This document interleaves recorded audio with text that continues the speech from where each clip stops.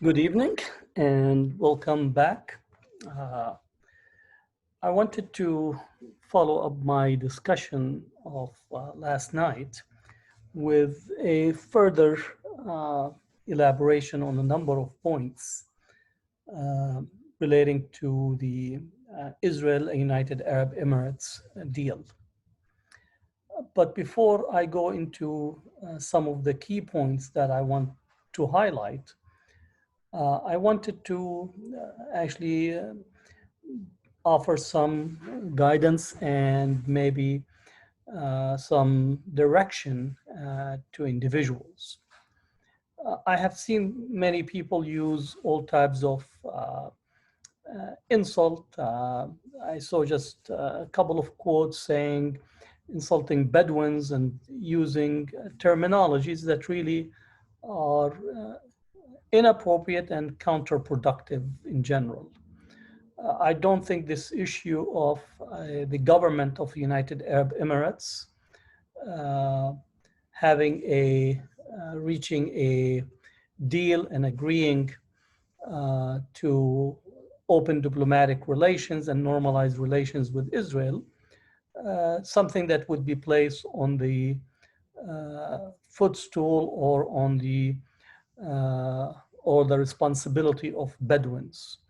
I have, not to say that my best friend is a Bedouin, but I have engaged and worked and actually studied with Bedouin scholars that would not go for whatever the government of United Arab Emirates is undertaking. And it's actually would further damage the relationships that might exist between individuals and people in general. So my counsel and my instruction would be to really refrain from these types of responses. It's knee-jerk reactions. It's insulting a group of people rather than focusing the attention and critiquing the United Arab government, as well as the United States and Israeli government, and how they approach it. So for me, that's a very important way to delineate and make focus on those who are responsible and not to make this blanket accusations and blanket type of insult. So that's one. The second is also to make sure that a number of individuals and activists from the United Arab Emirates are themselves opposed to the actions that have been taken by their government and the emir and the crown prince and so on. And some in exile actually are more forceful in their critique, and also the internal restrictions that are imposed on individuals in the United Arab Emirates. And we saw uh, direct threats that are articulated against any individual that might uh, oppose or but even in social media, it's highly regulated and highly controlled uh, within the United Arab Emirates. So again, is also to make sure that at this point we want to encourage and work with and continue to bolster uh, individuals, citizens, as well as groups that are inside and outside United Arab Emirates that continue to express utmost support for the Palestinian cause. So those are just my initial refrains, just seeing the type of uh, comments and responses that people have.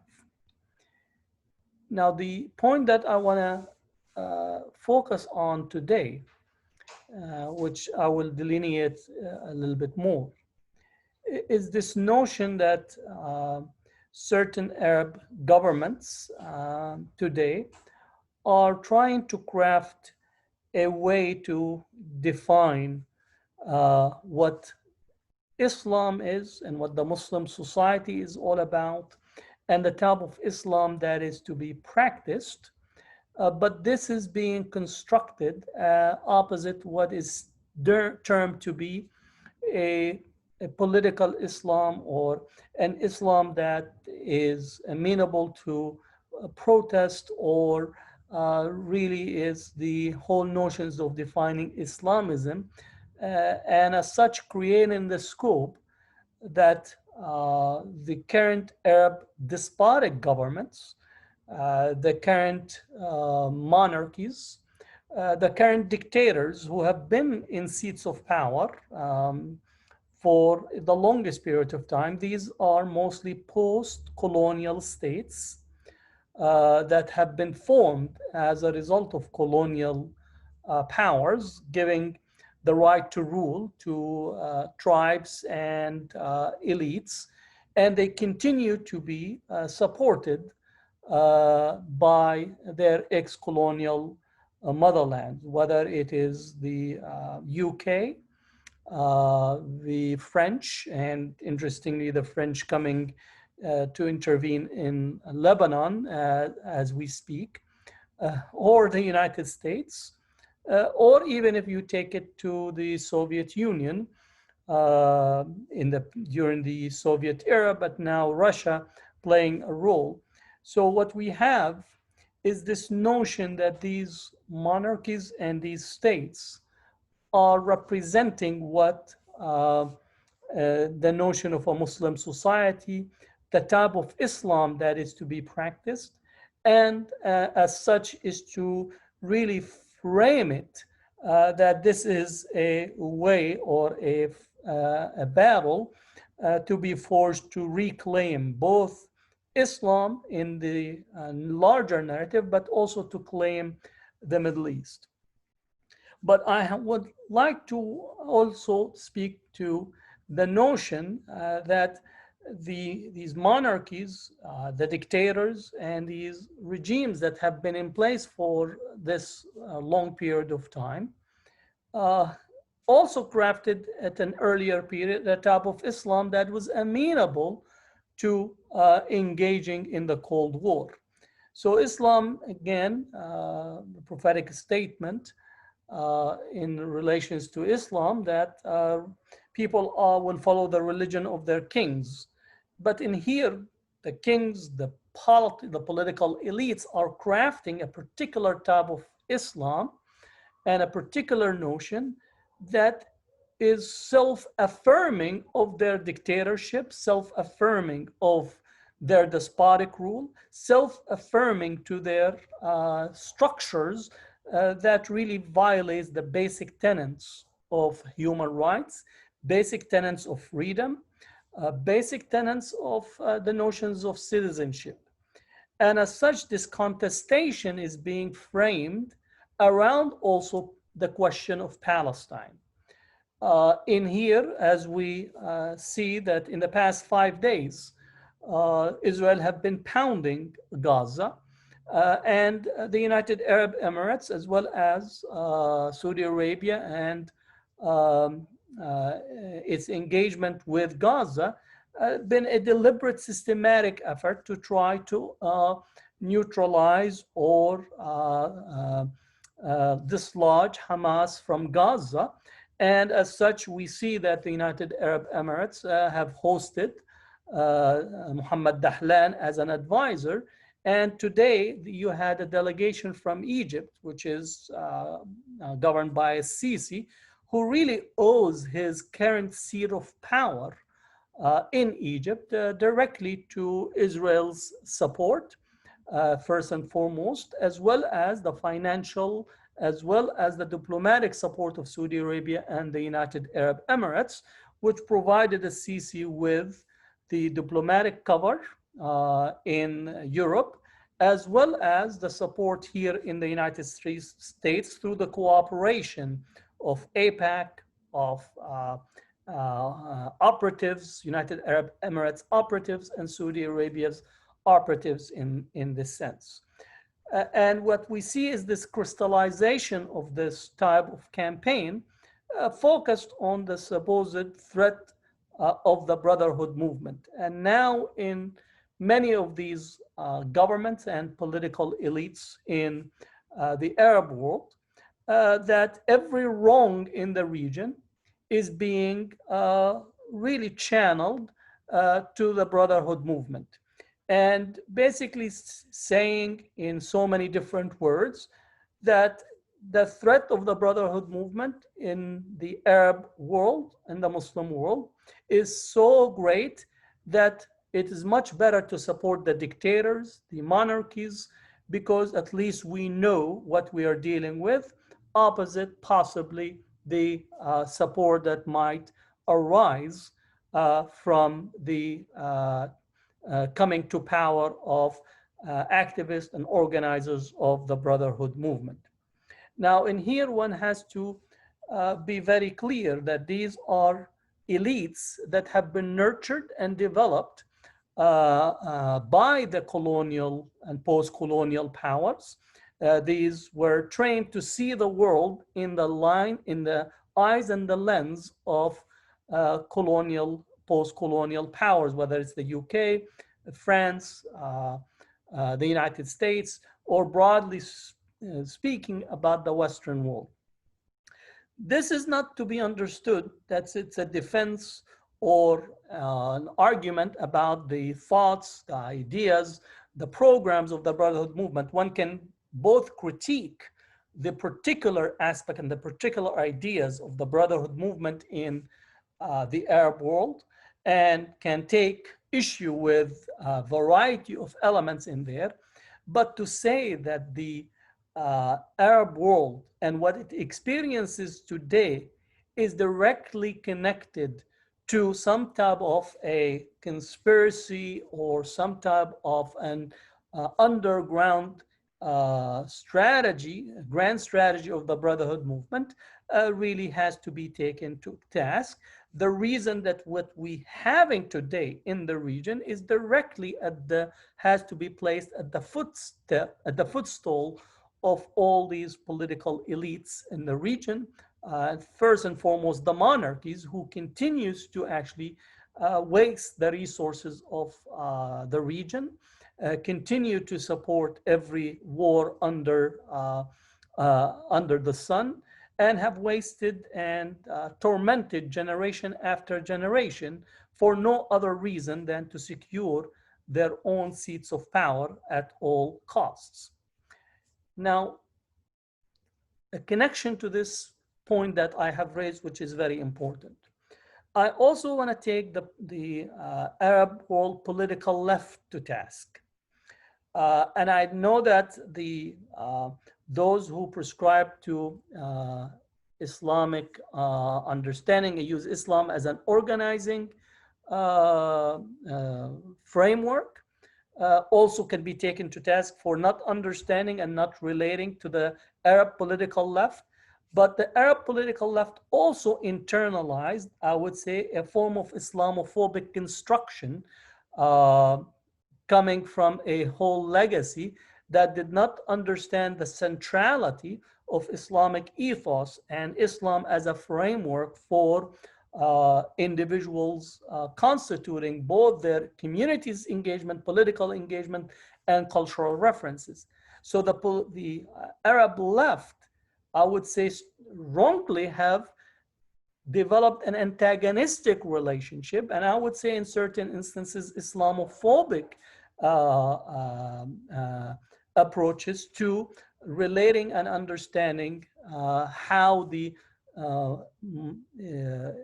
political forces and organizational infrastructure within the Muslim communities operate. What translated is that this created the opportunity for both the political elites, the monarchies, the dictators, but also for external forces to use this gap between the Islamic-oriented political forces and grassroots organizers and the Arab political left and organizations, and pitted them against one another. And this crystallized, again, I would say, for anyone that had a clear understanding of the dynamics in Egypt.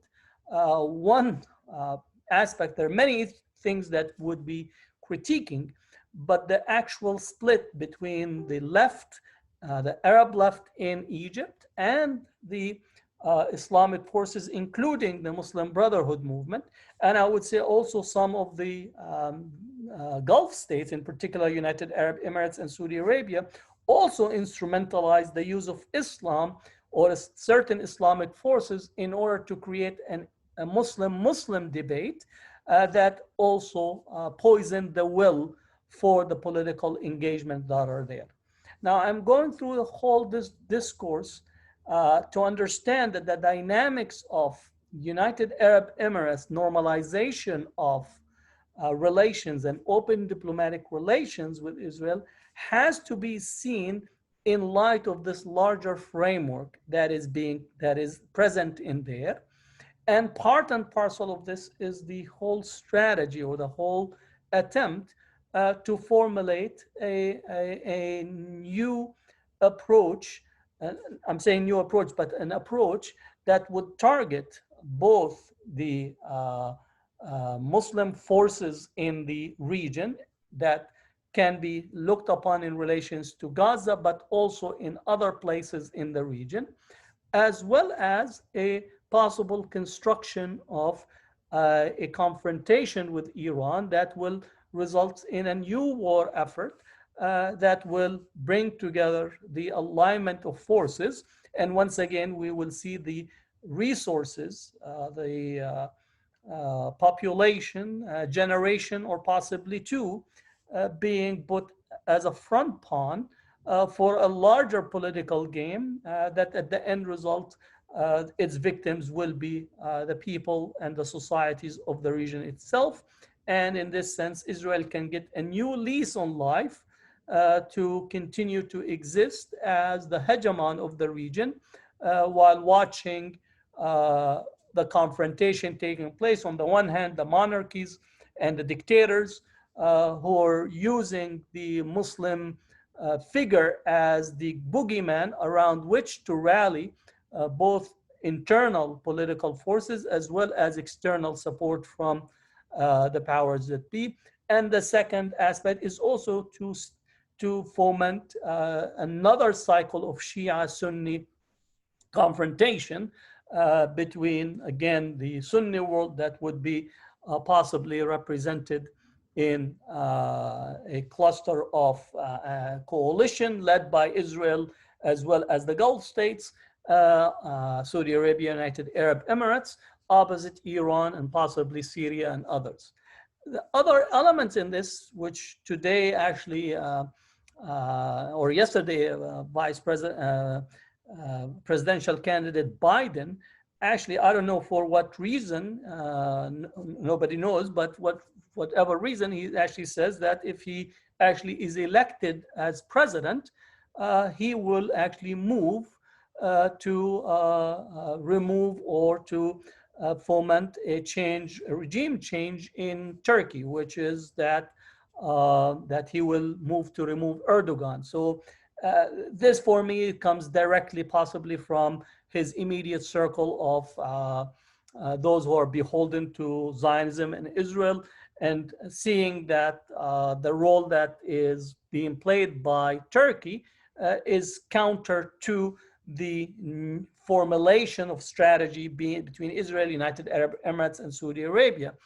So that also raises the question of the other aspect of regime change, thinking of, on the one hand, Iran, but also on the other hand, in Turkey. And one can critique Turkey and critique its foreign policy as well as domestic policy. But in here, whenever you hear a presidential candidate or a president saying about a regime change of a country or a nation that has all the constitutive elements of a nation that has went through many layers of challenges and crises, including many military coups that were carried out, including the most recent coup took place in the country. So again, one raises the question of what is the strategy that is being laid out in front of us as it relates to how the region is being thought of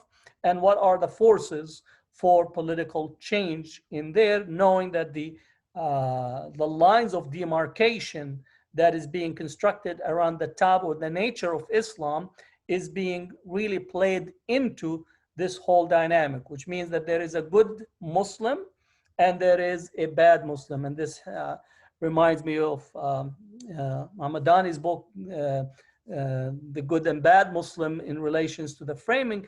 But the good Muslim is the one that accepts Israel, accepts its hegemony, opens diplomatic relations. If you tickle them, they laugh. If you if you hit them, they'll turn the other cheek. They're huggable, they're laughable. They most likely will appreciate all the finer things that the West offer them, and they will accept the political realities in the region, that you're born with a king in there and you'll die with the same king being in there. So that's, again, is the good Muslim. The bad Muslim is the one that continues to say Israel is a settler colonial state, supports BDS, that is actually say and wants to see the Arab and Muslim world independent, have self-determination of its own affairs, does not want to see its economy wasted, does not want to buy weapons of mass destruction to kill its own people many times over, does not think that the Shia-Sunni differences are the focal point of meaning and understanding in the Muslim world, while understanding that long history and that differences in the region is part of the strength rather than the weaknesses in there. So that's, again, is the framing of the different notions that are being placed, and Israel is positioning itself at the hub while simultaneously wanting to erase the Palestinians from the total picture. So why everybody is upset with the current step that the United Arab Emirates government have undertaken? Because it's being claimed that this is actually to help the Palestinians, that this will actually, Israel is agreed to suspend the annexation. And again, you could do whatever you want as a sovereign state, a sovereign post-colonial state, but at least have the basic dignity and basic respect, which is to say why you are undertaking this diplomatic relations. It is not for the Palestinians. We already see, if it was for the Palestinians, why would actually Israel over the past few days hammer Gaza with a bombardment almost on a daily basis? We understood that when United Arab Emirates wanted to send medical aid to the Palestinians without consulting with them, the Palestinians refused it, because at least we have the understanding that you should not undertake any initiative pertaining to us without at the least consult and ask the question whether this is actually something that is favorable. So the United Arab Emirates is an initiative that is really governed by United Arab Emirates' interest in relations, in developing relations with Israel, and it has nothing to do with the Palestinians. The second, and I think many individuals have pointed this, so I'm not saying this as my original ideas, there is a distinction to be made with the peace treaty with Egypt, even though I'm a very strong and persistent critic of the Camp David agreement and the subsequent agreements, as well as the agreement with Jordan, which is signed after the Palestinians signed.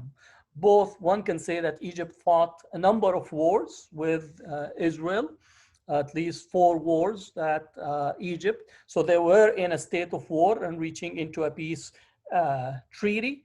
The end result of that Camp David is Israel withdrew from the Sinai desert, distorted as it may be restrictions on it, but as a response, it was based on land for peace, and Israel withdrew from the Sinai desert on the principle of the peace agreement that reached with Egypt. And the Israelis utilized it to free their hand in attacking Lebanon, and also to make the claim that they fulfill part of Resolution 242. Similarly, Jordan has been at the center of the conflict with Israel, whether it's in 48 or 67 or 1970, 69-70 conflict, and then tangentially in 1973. While understanding that the Jordanian monarchy had had long-standing, under-the-table, secret relationship with Israel, but one can set that as critique aside while saying that Jordan entered into a peace treaty with Israel based on trying to end the state of war that was between them. But the United Arab Emirates had no war, did not participate in a war with Israel, had not put any of its forces, nor have any territorial claims to make with Israel. So even to say that we have reached a peace deal, a peace of what, other than peace of the piece of United Arab sovereignty and subverting its sovereignty to Israeli interests in the region, with the hope that Israel will possibly assist and help United Arab Emirates in whichever future confrontation that might take place regionally with Iran, or also the current confrontation with Qatar, that both Saudi Arabia, Bahrain, and United Arab Emirates have a really completely sieged Qatar, and as such, whether Israel will play a role.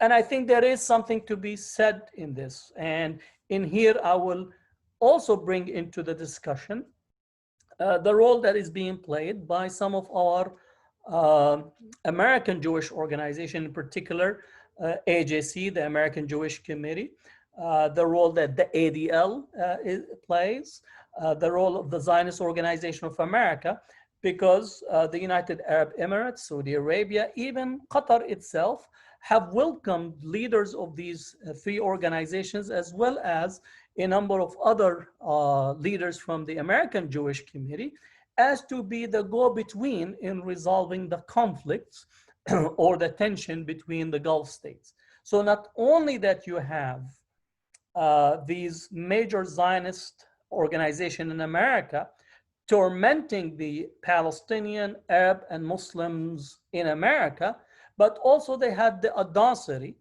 and they have the chutzpah to go actually into the Gulf region and to also be the go-between in there. Adding to this, also some of the most Islamophobic figures here from the United States, like the pernicious character and the Islamophobe par excellence, Daniel Pipes, having a welcome red carpet in United Arab Emirates. And what does he go to provide? He does training and workshops and takes individuals from here, the United States, to United Arab Emirates. And he actually does training on how to counter Islamism. And the same type of other individuals also have been invited to Egypt to do the same. So not only that we have to confront the Islamophobes in here in the United States, but some of the Arab governments, some of the monarchies, the United Arab Emirates, Egypt, and others are also brushing the credentials and providing the stage for these characters that really should not be even given the respectability of being welcomed in an airport, let alone being shown the red carpet, and to be the individuals to try to provide, quote, training in the Arab governments. As you say, you live long and you see, but we have lived long to see that some of our own governments and some of our own societies that are at such the lowest level of their existence, not actually understanding that these are the individuals that not only are Islamophobes toward Muslims, Arabs, Palestinians in America or in Europe, but actually come at the right circumstances, there actually will be Islamophobes toward your own societies as well, because they tend to actually create this Islamophobic imaginary that is there.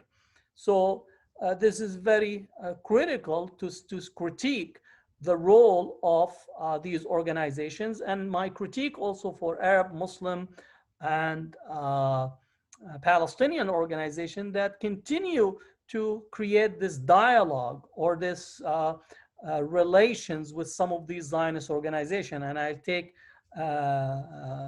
Muslim and Arab organizations that think that this issue could be resolved by just sitting together and understanding each other in the vacuum. Our issue is not a communication issue or a lack of understanding of a text if we just get together and understand basic text. We are dealing with a settler colonial structure that has a logic to it, and this logic is consistent. There's nothing unique about settler colonialism. What the Palestinians are facing are features of settler colonialism that is almost identical and could be identifiable if you studied the indigenous population in America or indigenous population in New Zealand, in Australia, if you study the settler colonialism in South Africa, we'll actually come to clarity of what is it that we are dealing with, rather than what we see in here, at least my critique of Arab and Muslim organizations, especially in the United States, who think that integration and assimilation can be used as an avenue to formulate relations with the Zionists, because they assume, wrongly so, or assume maybe self-constructed assumption, that they are the gatekeepers and they will facilitate introducing them into circles of power and influence. And in here, this notion that somebody is going to bring you into circles of power and influence is a mistaken assumption, because it is based on giving up certain principles that you have.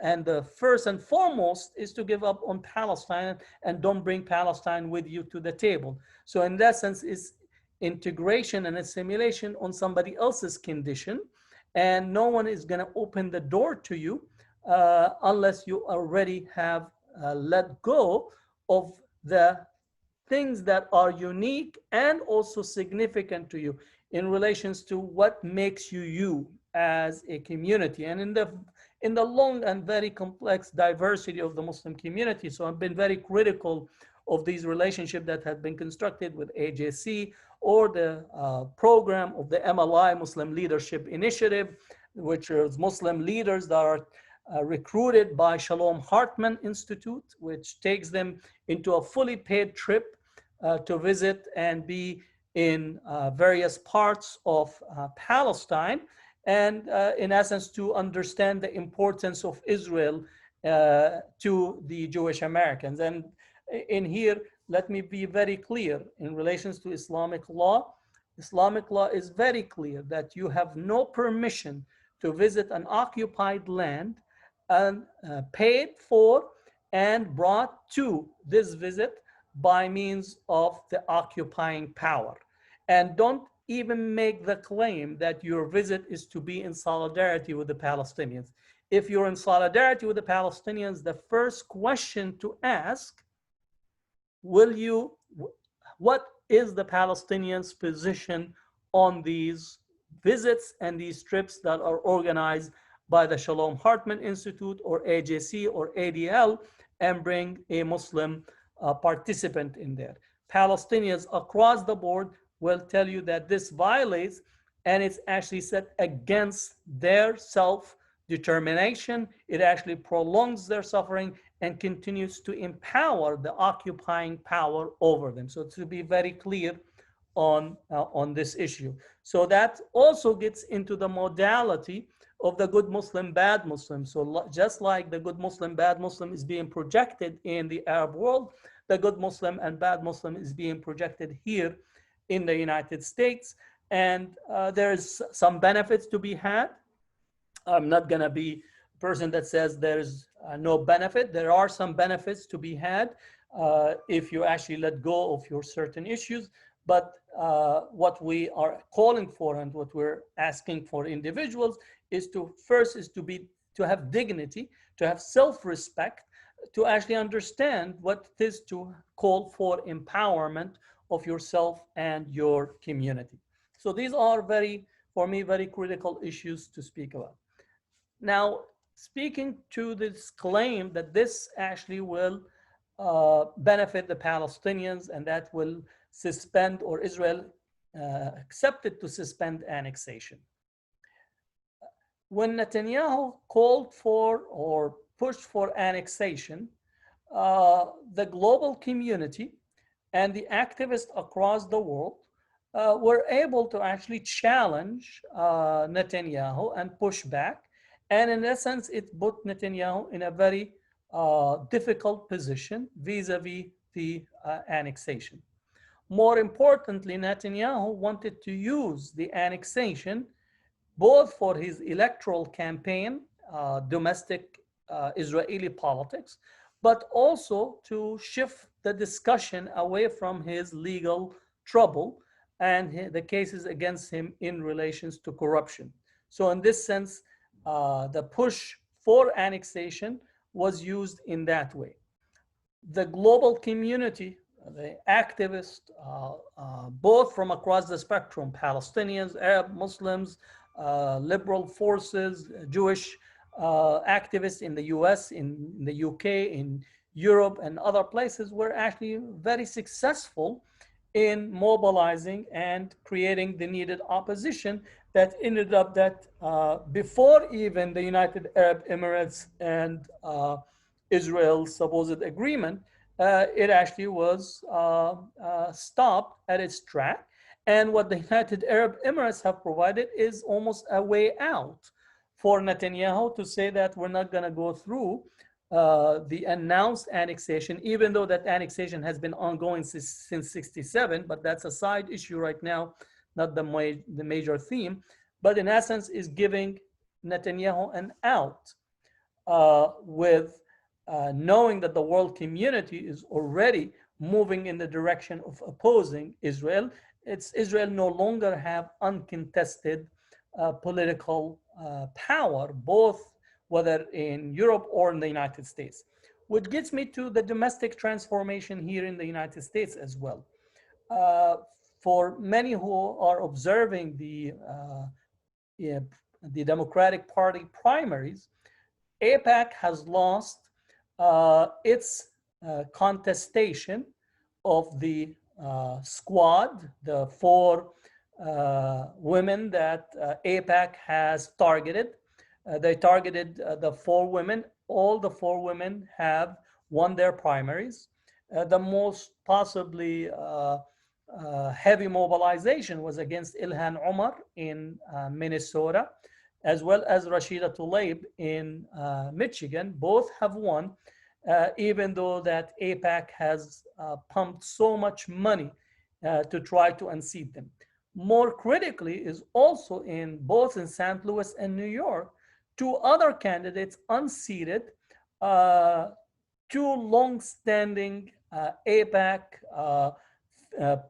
congressmen, congressmen and women, and as such also AIPAC lost. So in essence, you could say that the pro-Palestine, also pro-Black Lives Matter, pro-progressive agenda have won 6 battles, and AIPAC is at 0. So it's no longer possible for AIPAC to wave its power, to mobilize its financial resources and its democratic establishment to win the day. So we are seeing also shifts in here. Understanding that both Biden and Kamala Harris are committed to Israel and committed to Zionism. If you looked at the Democratic Convention schedule, it reeks with nod to Israel and continue to elevate Israel as the focal point of establishment Democrat. But let's be very clear. Establishment Democrats, as well as political leaders within the party, are the last to come into the bandwagon. The train have already departed. Zionism is already no longer have the day in terms of discourse. It's no longer can claim any way close to actually being within the category of liberal or progressive. The challenge of the organizers right now is how to push further from the grassroots into various elements of both the Democratic Party as well as the Republican Party, but that's a different animal altogether in terms of the engagement in there. So what we're seeing is both changes here domestically in the United States relative to AIPAC and relative to the mainstream established Zionist organization. And I think the wind of change are taking place in a very systematic way, and we're seeing some of those results in front of our eyes. So the positioning of Israel, United Arab Emirates, and being celebrated both by Trump as a success, as well as Biden and Kamala Harris, have to be understood in the larger narrative rather than only in the particular narrative as we speak today. So as in the immediate, I would say that the Palestinians have been given the short end of the stick by another Arab government that has pursued its very narrow interest at the expense of the Palestinians. But what we say is that their narrow interest will actually be to their detriment in the long run, because at the end of the day, Israel will only pursue its interest by magnifying divide and conquer in the region. And so far, the division and the conquering that is taking place from Israel is very much present and visible. Lastly, I would say the following, that the more that Israel integrates itself in all of the regional conflicts, whether it's in confrontation with Iran, whether it's in relations to Lebanon, Syria, whether it's in the conflict in Libya or in Yemen, or its engagement in Sudan, in southern Sudan, between South Sudan and Sudan, this brings Israel into a much more problematic construct, because it's not easy to maintain a framing where you actually are entangled in many fronts. In the short period, it might be sustainable with the big support of the United States and maybe also some European countries, in particular the UK at this point. But this is unsustainable, because the more that you actually entangle yourself with these regional conflicts, the more you become susceptible to the contradictions that exist in the regions. So in this sense, that Israel is brought closer to the contradictions and closer to the problematics that arises from it. And in this sense, I would say that what we need is to maintain and continue to do our deliberate work, continue to push for BDS, the boycott, divestment, and sanction. We need to continue to push to reorganize the Palestinian body politic, whether it's in the diaspora or inside. I think we need to bring a profound critique to the Palestinian Authority. It's time for it to actually bring to an end this experiment of being a subcontractor for Israel colonization. And what we need is to reconfigure our body politic. I am a person that calls for forming a government in exile, for us to reimagine and rethink what Palestine and Palestinians should be in relations to their political priorities. We need to recenter the right of return of the Palestinians. We need to recenter the rights of the refugees that are still in existence in a very precarious position, whether it's in Syria, in Lebanon, in Jordan, inside the occupied territories, in Gaza, where over 85% of the Palestinian population in Gaza is refugees. So what we need is to reimagine and rethink our political structure in order for us to get to the point where we actually can challenge what is taking place. So this is, for me, is a very, very critical and important. Last word, I promise, before maybe I'll take a look at some of the questions that you have on Facebook. I would definitely really encourage for the Palestinian left organization, the political left, broadly speaking, and also the organization that represents various elements of Islamic organizing, that what is needed is for us to resolve these issues that continue to be at the center. And what there need to be is a profound work to understand that what is needed is a transformation of our understanding and our political engagements. And it's no longer possible for us to have a zero-sum relationship. That this is, for me, is a foremost, because you cannot actually continue to build and change the political reality if we go into it in a way that we are divided in the same way that has it existed in the past. So I think it's high time for us to understand that the divisions that we continue to magnify are the divisions that are set and continue to actually put us in a very negative position. So I urge those who are, and I work with almost everyone in the political spectrum in the Palestinian forces, and I am as committed constantly to build and build on how to make change and how to bring transformation to Palestinian political empowerment and transformation for Palestinians to achieve their freedom, their dignity, and self-determination. So I'm going to take a look. If you have any questions on Facebook, I'll take a look at those. Carla says, is there any chance for Palestinian people? There's always a chance for Palestinians. So anyone that thinks Palestinians don't have a chance, I am very well, how to say it? I'm very optimistic that Palestinians are not going anywhere. That Palestine will be free and it will gain its freedom this sooner than later. The array of forces that have been placed against us have not been able to erase us. I always tell people the following: Palestinians have faced Zionism that was supported by the major superpower of the time, Great Britain, which is no longer great, alhamdulillah, then was inherited by the support of the United States, as well as support of the Soviet Union, which recognized Israel as well, and then also supported by various Arab elites in the region, including some of the Arab governments. And despite of all these array of forces, Palestinians still today exist. They are still resisting, and they still are making an impact globally.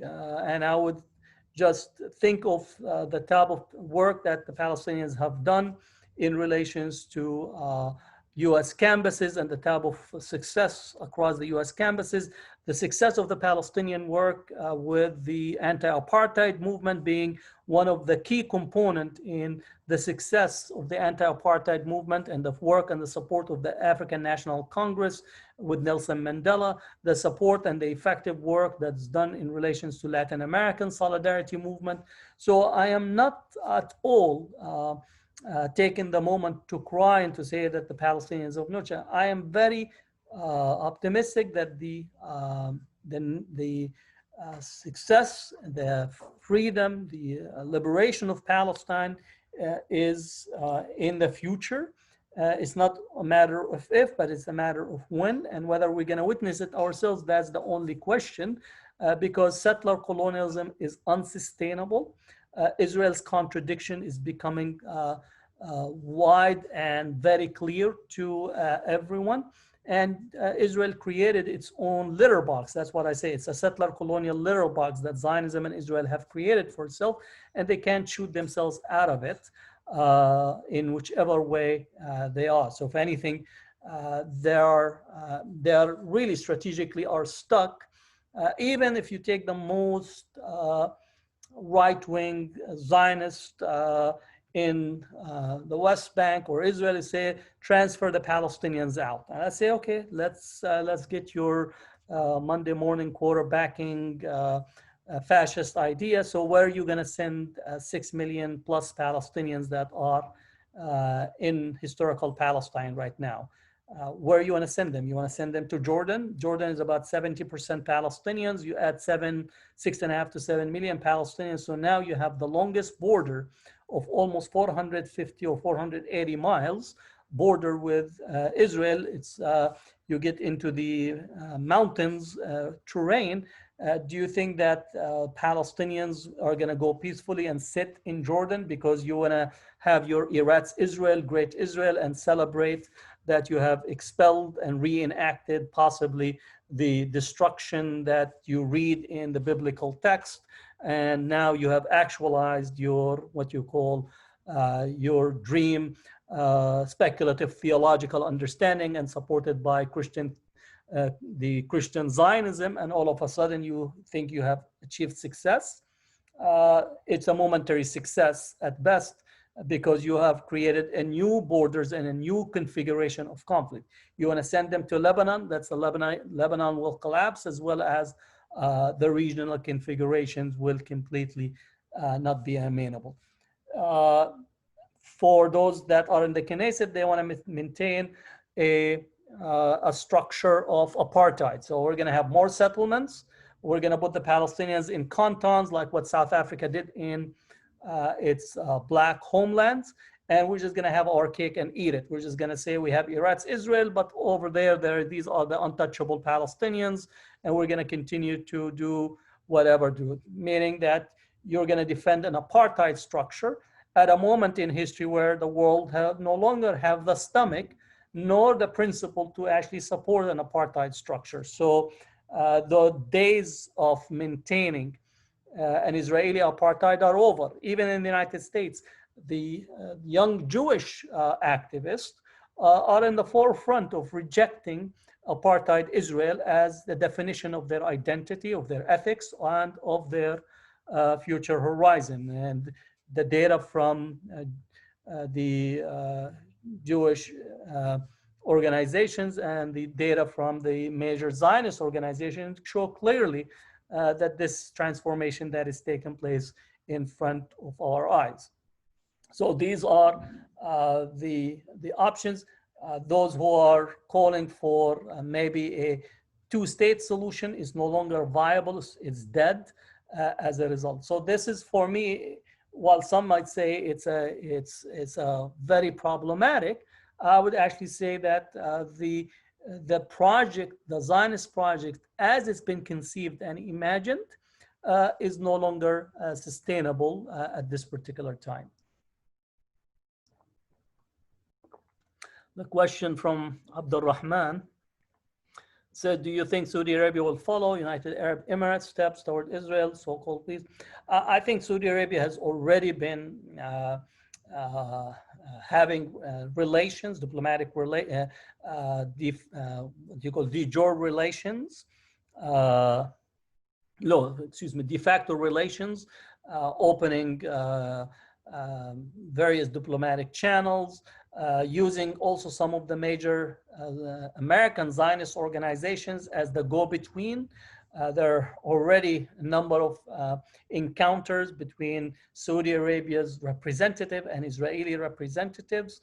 So that is the case in a meeting between major Zionist figures from the US and MBS. He actually in their report that he was far more forthcoming and actually basically dispensed with the Palestinians and wanting to have open relations. And some have argued that the United Arab Emirates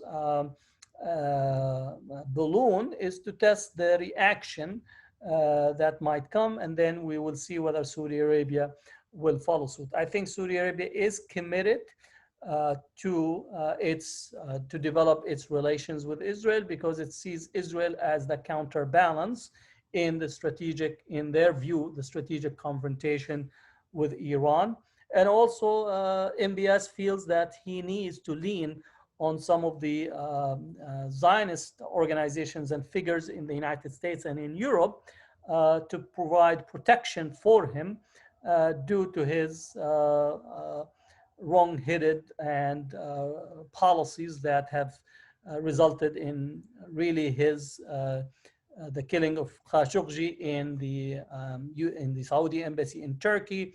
And I would say that the CIA most likely had the evidence, have the communication intercepts, and knew exactly that it was a Saudi special forces. I want to know what's special about them if you actually send, it's actually worse than the Watergate plumbers to undertake operations. So I think there is this back channel that they would lean on some of the Zionist figures to try to assist in giving protection to MBS in this sense. So I do expect that Saudi Arabia, if it's not coming full diplomatic, is definitely would be following or tugging on the United Arab Emirates relations in this sense.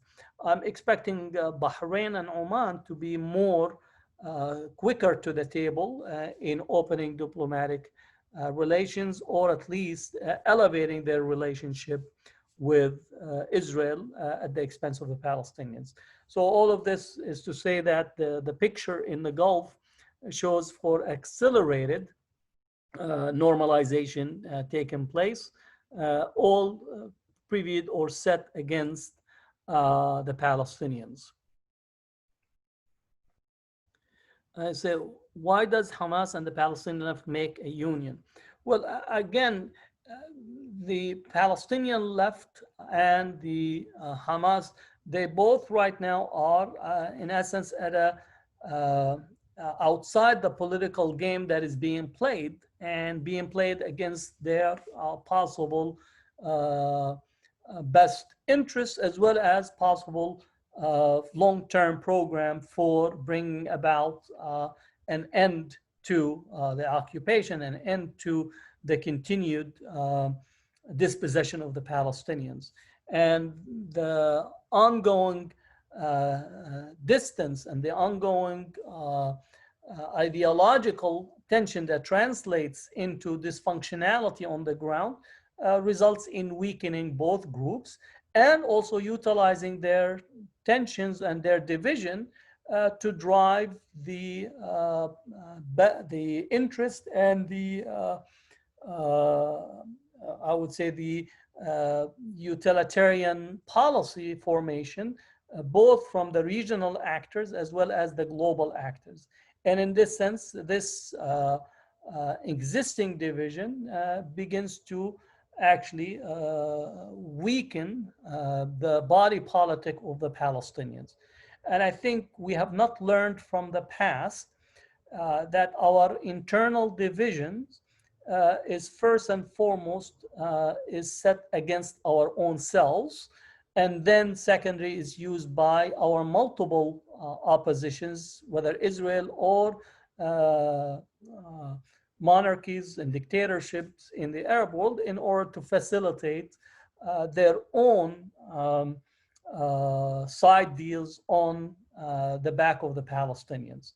And I think what we need is to rise up to making sure that we are able to come up into a profound agreement on the overarching principles that govern the Palestinian interest and can push ourselves forward toward liberating our people.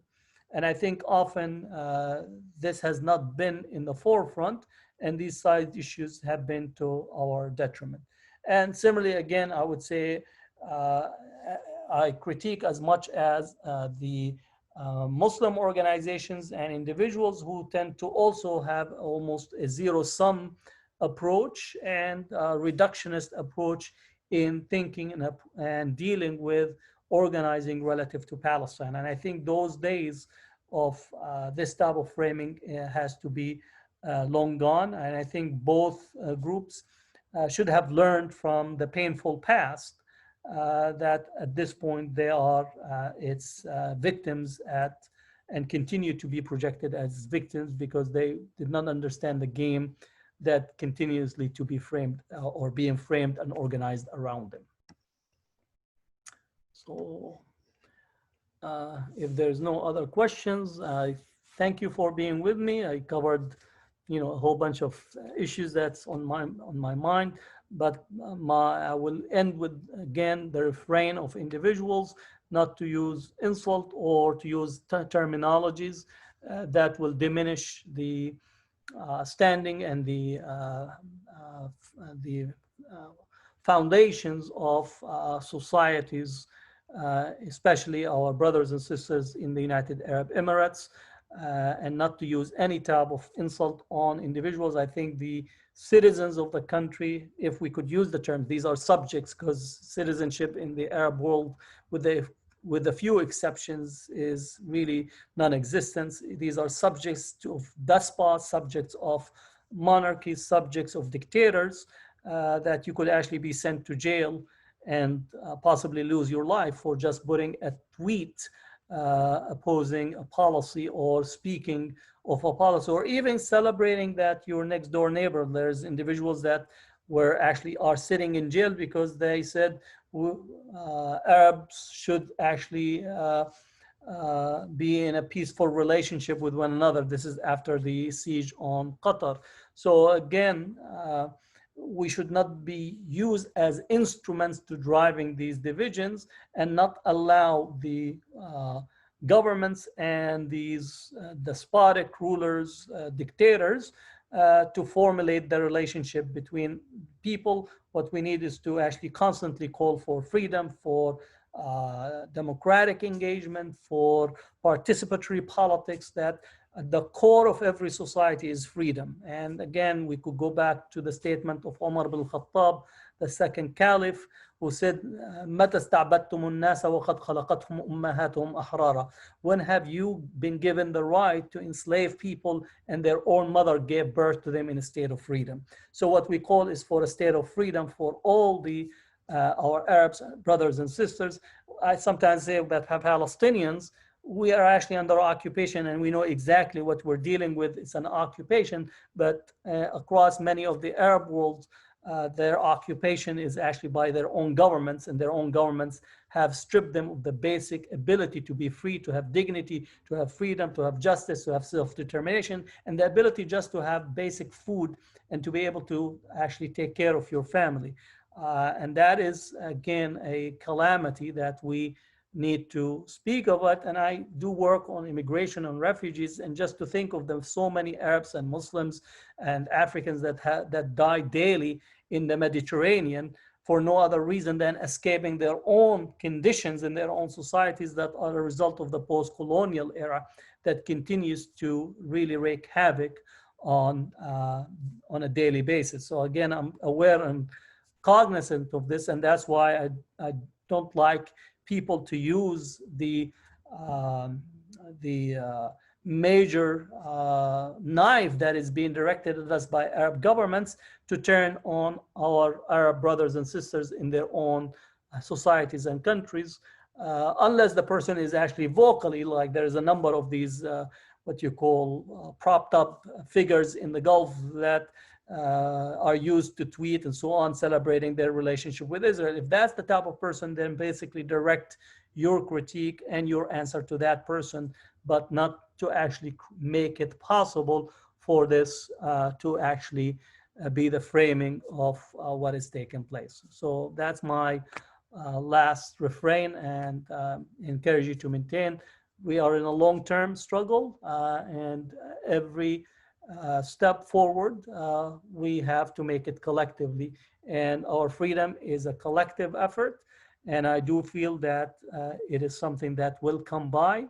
And inshallah, we all will be in Jerusalem together, celebrating and inviting all the Arab Muslim people from across the world to celebrate in Jerusalem, as well as all of our brothers and sisters from across the Arab and Muslim world. Also, all of our allies, including our Jewish allies, to welcome them to be with us again, to celebrate collectively in a free Jerusalem and a free Palestine, inshallah. Okay, assalamu alaikum.